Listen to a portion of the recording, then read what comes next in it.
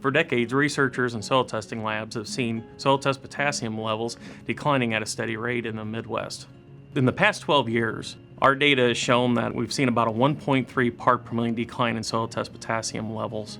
And since 2005, we've seen a corresponding 0.04% increase in soil test samples testing low. That's really a quite concerning trend, and the question becomes why, and what do we do about it to reverse the trend so we can maximize and maintain yields through the fall harvest?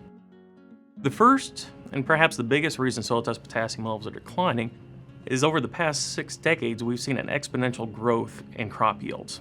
And most of that's due to improved genetics in corn and soybean varieties today. Yields have also increased due to improved management practices such as narrower row spacings leading to more rows per acre, greater focus on fertility programs, and the use of fungicide and insecticide treatments. If you look at what yields have done from 1960 to 2017, corn yields have gone up 223%, and soybeans have gone up 109%. It's really quite impressive when you think about it. So as we look at the increase in yield we've seen, 3 to 5-fold, we're also removing 3 to 5 times as much nutrients from each of those acres as well. There's been a big evolution in yields, and a lot of growers are really enjoying that increase in yields, but they haven't necessarily adapted their fertility management strategies to compensate for those increased yields. What we've got here is a scatter plot showing both crop removal as well as the amount of 0060 potash that's been applied.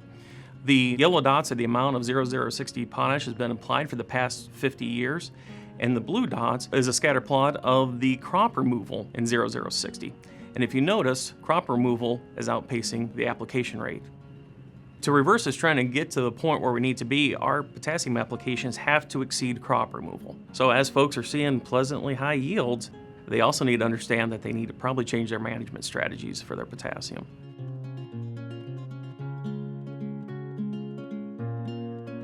If you look at the cost of cash rent agreements in the U.S., they've gone up significantly.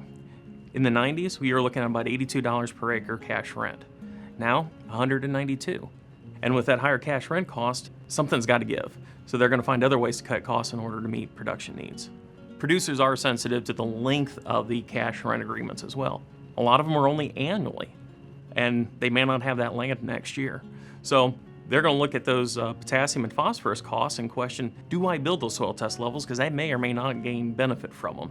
In a lot of cases, they're going to run as little and as tight as they can. In some cases, actually even omit potassium and phosphorus applications in those short-term leases. A lot of growers are sitting in a situation where they've got fixed costs, their land, their machinery. In tougher economic times, producers will look at their budget and say, hey, I've got a given amount I can spend on fertilizer. In a lot of cases, they'll say, I need to cut my budget by 10, 15%, and they do it. But when we look at potassium, if they don't have a good grasp on what potassium does for them, they look at more of a variable cost, something they might be able to do without. It's not a must-have. Yeah, it saves them money, but in the long run, it's probably cutting their yields. Stover removal is a big deal in Iowa. They're removing corn stover for cellulosic ethanol plants, but it happens everywhere. We see it even here in the Midwest. Oat, barley, wheat straw is being removed both for livestock and horticultural uses in large metropolitan areas. To put that into context, we often try to raise about 100 bushel per acre wheat in this region. So if we look at 100 bushel per acre wheat, that's going to be 155 pounds of K2O removed per acre, 34 pounds in the grain, 120 pounds per acre in the residue, or the stover.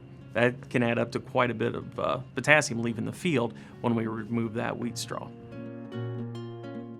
The simplest thing to do to reverse this declining trend in soil test potassium levels is first, take a soil sample, test your soil, and follow the recommendations. And most likely you'll find that soil test is going to encourage you to apply maybe a little more potassium than you're comfortable with. But we need to apply enough potassium not only to meet crop removal, but to exceed crop removal in order to build our soil test levels. In most cases, you'll find good economics and good agronomics go hand in hand.